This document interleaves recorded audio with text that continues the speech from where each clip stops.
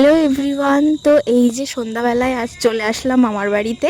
আজকে সেজমামি ডেকেছিল, আজকে রুটি আর মাংস হবে, তো তার জন্যই চলে এসেছি।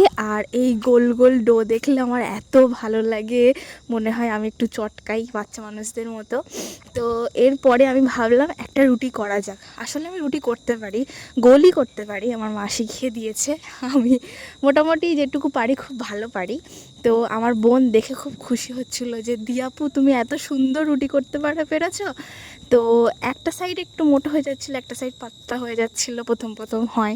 তো তারপরে রুটিগুলো এইভাবে মামি বলল যে ছেঁকে নিতে। তো তারপরেই বসে পড়লাম খেতে। আর আজকের মাংসটা আমার বোন বানিয়েছে, ও খুব সুন্দর মাংস বানায়, একদম কষা কষা মতো মাংস।